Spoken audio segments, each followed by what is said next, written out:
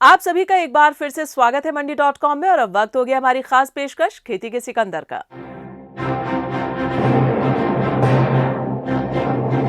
गोधरा इलाके में जब एक सहकारी मंडली असफल हो गई, उसके बावजूद श्री गोधरा खेत उत्पादक सहकारी मंडली ने कैसे किसानों का भरोसा जीता और सफल हुई, आज मंडी.com की इस रिपोर्ट में हम इस पर विस्तार से चर्चा करेंगे।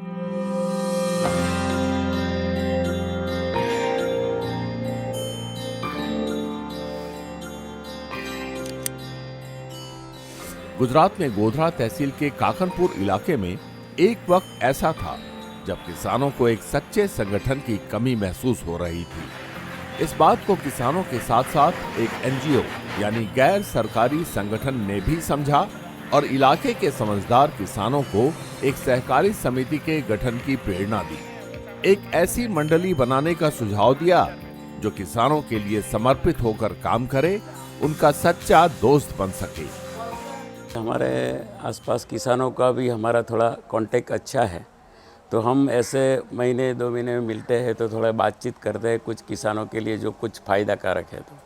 तो ऐसे मुझे एक मेरे रिश्तेदार ने एक भाई को भेजा वहाँ से, और वो भाई तो मैं तो पहचानता नहीं था, लेकिन उसने बताया कि वो अब एफपीओ इधर बड़ौदा दीपक फाउंडेशन में से आते हैं और ये अपने केंद्र सरकार ने अभी एफपीओ मंजूर किया है और ऐसे पूरे भारत में अभी 10,000 के करीब कुछ एफपीओ करने का है। उसमें तुम्हारा ये गोधरा तालुका में भी एक एफपीओ शुरू करने का है, तो तुम ऐसे थोड़े हमारे साथ रहो और इधर ये किसानों के लिए अच्छा फ़ायदे वाला है। किसानों को इसका माल खरीदेगा, उसको माल का अच्छा भाव मिलेगा, उसको खातर बियारण भी सब मिल सकेगा। तो मैंने सोचा कि अपने किसानों के लिए अच्छा है तो थोड़ा उसके लिए काम करना पड़ेगा। साल 2023 से पहले गोधरा के काकनपुर इलाके में एक मंडली असफल हो चुकी थी। इससे लोगों के मन में कई तरह की आशंकाएं थीं। ऐसे में एक बार फिर जब सहकारी मंडली की स्थापना की बात सामने आई तो लोग उसकी सफलता को लेकर सवाल उठाने लगे। इन आशंकाओं को लेकर सहकारी मंडली से जुड़े सदस्य पहले से ही वाकिफ थे, इसलिए उन्होंने किसानों को भरोसा दिलाया कि इस तरह की मंडली से उन्हें भविष्य में फायदा होगा। हमने समझा है कि भाई ये अपना सरकार का अभी उद्देश्य है कि भाई खेडूतों को ज़्यादा मुनाफा मिले, उनका माल बाज़ार में अच्छा भाव मिले, इसलिए इसका ये है आयोजन। तो ये लोगों को ज़रा अच्छा लगा। जब एपीओ स्कीम आई तो पहली मीटिंग हमारी एपीएमसी गोधरा में हुई। तब सब बोलता था कि भाई इधर संघ चलता है, वो चलता है, नहीं चलेगा। तो हमने बोला कि भाई सरकार गवर्नमेंट की स्कीम है तो एपीओ होने दो, अब सब चलाएंगे। शुरुआत में सहकारी मंडली के सदस्यों ने गांव-गांव जाकर बैठकें की, किसानों से बात की और उन्हें यकीन दिलाया कि उनकी पूंजी नहीं डूबेगी। आश्वासन दिया कि अगर ऐसा कुछ हुआ तो वो उसकी भरपाई करेंगे। इन बातों से किसानों का विश्वास मजबूत हुआ। शुरुआत में 11 सदस्य और फिर 357 सदस्य जोड़े गए। इसके बाद जब कारवां बढ़ने लगा तो सदस्यों की संख्या बढ़ती गई। कि दरेक गांव में हमारी बाजू मीटिंग किया फार्मर की, 200 खेडूत इकट्ठा हुआ। तब सब ये फर्टिलाइजर वाला साहब भी आता था और खेतीबाड़ी वाला साहब भी आता था और उसने ट्रेनिंग दिया कि भाई वो तुम ये खेती अच्छी करो, ऐसा करो, वो एपीओ में जोड़ाओ और उसके जो गाइडलाइन है ऐसी खेती करो तो तुमको बहुत अच्छा मुनाफा मिलेगा। तो हमने खेडूत को समझाया और शेयर लेने को भी समझाया कि भाई दरेक डायरेक्टर बोर्ड ऑफ डायरेक्टर का जो हमारा साथी था उसने ऐसा बोला कि भाई जिम्मेदारी हमारी है पर तुम 2,000 दो। तो फिर हमने ये 2 महीना चलाया। ये हमारी बाजू एक मीटिंग किया, इधर रामपुरा में किया, नदीसर में किया, ये 4-6 जगह मीटिंग की फार्मर की 200 की। तो फिर हमने ये 2,000 शेयर वाला लोग को विश्वास बैठा और 557 तक हम पहुंच गया। शुरू में हम 4-5 बंदे घूम के पूरे तालुका में घूम के 357 सदस्य बनाए। फिर हमने संस्था का रजिस्ट्रेशन करवाया अप्रैल 23 में। फिर बाद में संस्था का थोड़ा ओपनिंग किया और चालू कर दिया। फिर धीरे धीरे बढ़ के आज 757 सदस्य हो गए और हमें सदस्य का 15 लाख है फंड और गवर्नमेंट ने भी 15 लाख दिया है।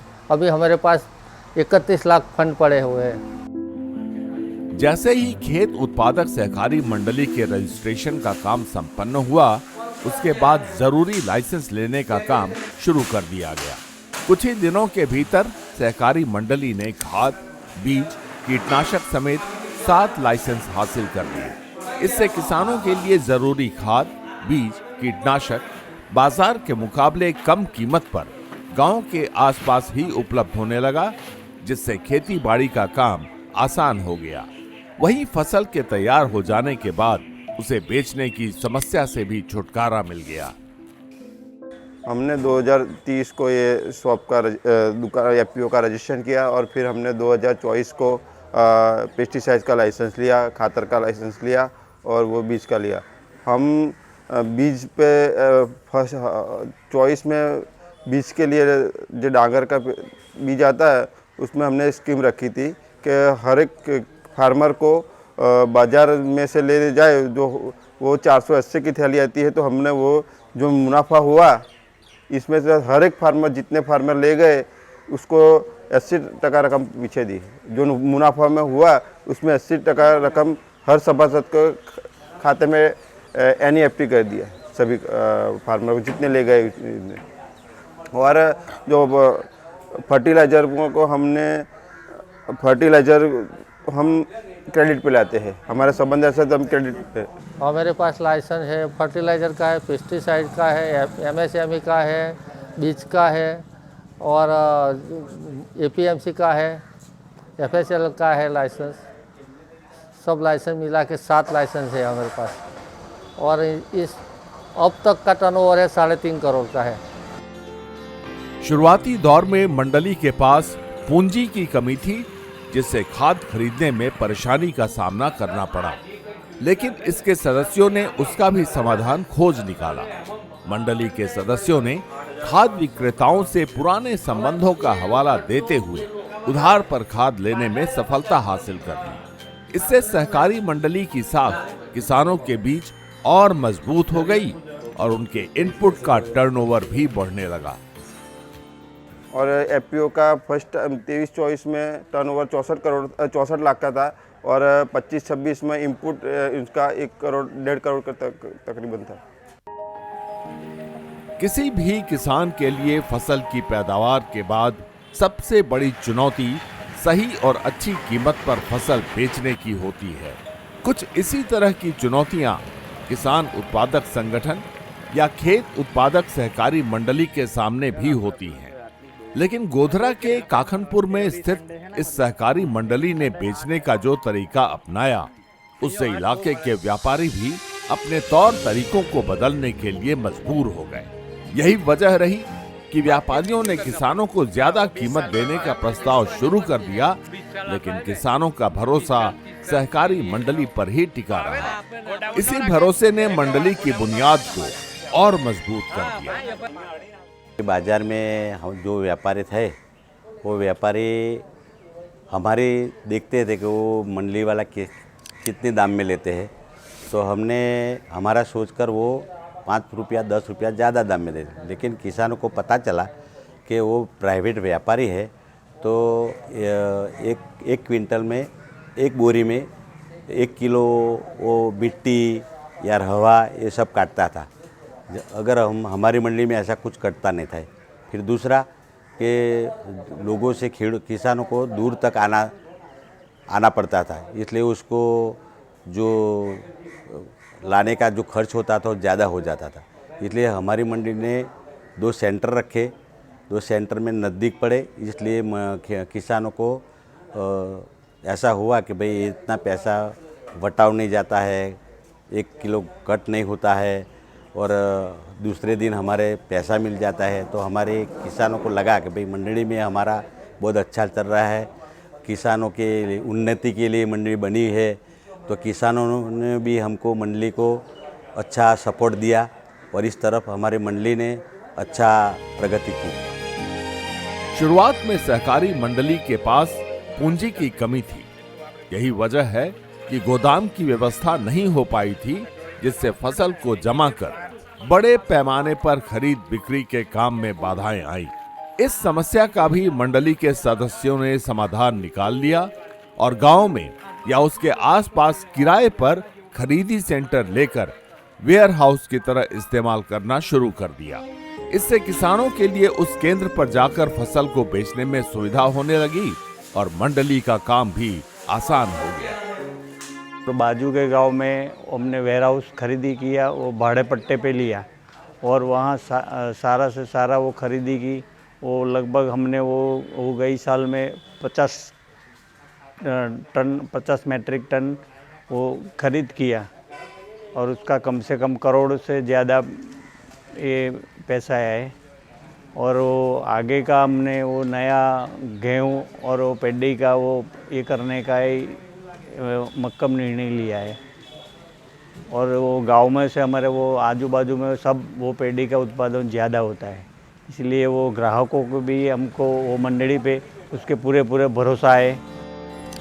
सहकारी मंडली की योजना बाजार के अलग अलग प्लेटफॉर्म के इस्तेमाल करने की रही है, ताकि कारोबार का विस्तार हो सके, फसल पर ज्यादा से ज्यादा और बेहतर कीमत मिल सके। साथ ही विभिन्न प्लेटफॉर्म के इस्तेमाल से बाजार के जोखिम से बचाव का रास्ता भी तैयार हो जाए। यही वजह रही कि मंडली के सदस्यों ने कमोडिटी एक्सचेंज पर काम करने का प्रशिक्षण लिया। सदस्यों ने प्रशिक्षण लेने के बाद पुट ऑप्शन में कारोबार किया, जिसका शुरुआती अनुभव उत्साहजनक रहा। हमने जो पुट ऑफ एक्शन की जो ट्रेनिंग ली थी, उसमें हमें बताया था कि धान्य है, जीरा है, जो वैरायटी है उसमें कैसे कैसे लाभ और कैसे बेनिफिट रहते हैं। तो धान्य में हमने 10 टन का ये किया था और जीरा में 24 टन का किया था। तो उसमें क्या फ़ायदा होता है कि एक तो गवर्नमेंट की तरफ से सब्सिडी का भी लाभ होता है और दूसरा कि जो कम्युनिटी एक्सचेंज में एक प्लेटफॉर्म होता है जिससे कि अगस्त का भाव अभी से लॉक हो जाता है। तो जब मार्केट बढ़ेगा तो हम मार्केट में भी बेच सकते हैं वो अपना धनिया और जीरा, और नहीं उसमें मार्केट में भाव नहीं है तो वो तो भी लॉक है। तो हमें दोनों तरफ एफपीओ को कोई नुकसान नहीं होता, दोनों तरफ प्रॉफिट ही है उसमें। मंडली की योजना एक गैर सरकारी संगठन की मदद से जैविक खेती में अच्छा काम करने की है। इसके लिए 500 किसानों के साथ काम करने की योजना तैयार की गई है, जिसके तहत पूरी पैदावार को सहकारी मंडली खुद खरीद लेगी और उस पर अच्छी कीमत दिलाने की कोशिश की जाएगी। इस योजना को लेकर किसानों में भी उत्साह देखा जा रहा है। एनपीओपी प्रोजेक्ट द्वारा दीपक फाउंडेशन के माध्यम से हमारे एपीओ में हम ऑर्गेनिक खेती के लिए 500 के करीब किसानों को जोड़ेंगे। उसको ये यहाँ से हमारी ओर से दीपक फाउंडेशन के मार्फत उनको एक खातर का किट भी दिया जाएगा और ऑर्गेनिक खेती का ज़्यादा से ज़्यादा ये होए तो इसका प्रोडक्शन जो भी होगा वो खेडूतों का हम खरीदेंगे और बाद में लोगों को ज़्यादा से ज़्यादा अच्छा माल मिले बाज़ार में और किसानों को अच्छा भाव मिले, ऐसा हमारा उद्देश्य है। जैविक खेती के अलावा मंडली की भविष्य की दूसरी योजनाएं भी उत्साहजनक हैं। इसके तहत गोदाम बनाने और एक कैस्टर प्रोसेसिंग यूनिट लगाने की भी योजना है। इसका मकसद किसानों को ज्यादा से ज्यादा लाभ दिलाना है।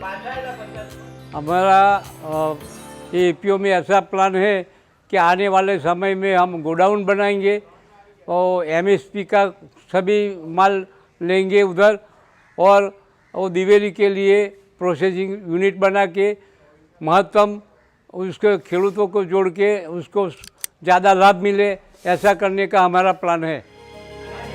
गोधरा तहसील के काकनपुर इलाके की इस मंडी ने जिस तरह कम संसाधन के बावजूद इनपुट के काम से लेकर खरीदी की प्रक्रिया को संभाला, वो काबिले तारीफ है। इस मंडली ने करीब 30 लाख से अधिक के फंड की बैंक में एफडी करवा ली है जिससे उन्हें अच्छा ब्याज भी मिल रहा है। इससे मंडली की आर्थिक ताकत समय के साथ साथ लगातार बढ़ती जा रही है। मंडी.com के लिए गुजरात के काकनपुर से अनिल वत्स के साथ अनुपम आलोक। मंडी.com में आज बस इतना ही। अगले सप्ताह में फिर आऊंगी किसानों को प्रेरणा देने वाली सफलता की एक कहानी और दूसरी जरूरी खबरें लेकर। तब तक के लिए आप देखते रहिए दूरदर्शन किसान। नमस्कार। आपकी राय हमारे लिए बहुत महत्वपूर्ण है। आप हमारे टोल फ्री नंबर पर कॉल कर सकते हैं और अपनी राय दे सकते हैं। साथ ही आप ईमेल के जरिए भी हमें अपनी राय दे सकते हैं। हमारा ईमेल पता है ncdexmandi@gmail.com।